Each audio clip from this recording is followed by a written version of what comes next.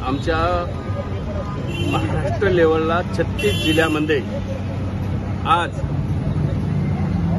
महाआंदोलन चालू आहे आणि आमची मागणी आहे, कोळी ही 28 नंबरवर अनुसूचित जमातीमध्ये आहे। केंद्र सरकारच्या गॅजेटमध्ये कुठलाही बदल करण्यात आलेला नाही, पण जाणून बुजून महाराष्ट्र सरकारने कोळी ही ओबीसी मध्ये आणि एसबीसी मध्ये टाकून समाजामध्ये तेढ निर्माण करून आम्हाला सवलतीपासून वंचित ठेवलेला आहे। यामुळे आज 36 जिल्ह्यामध्ये महाआंदोलन आहे।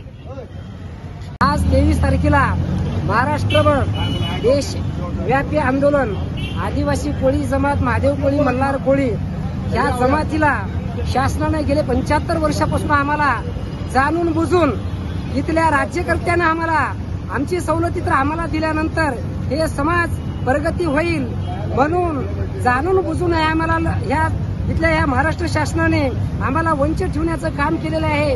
वेळोवेळी आमच्या विरोधामध्ये दबाडीचे जीआर काढून आम्हाला या महाराष्ट्र शासनानं फसवणूक केलेली आहे।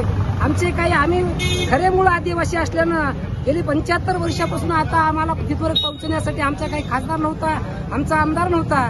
त्याच्यामुळे आमच्यावर या महाराष्ट्र शासनाने एवढा अन्याय केलेला आहे।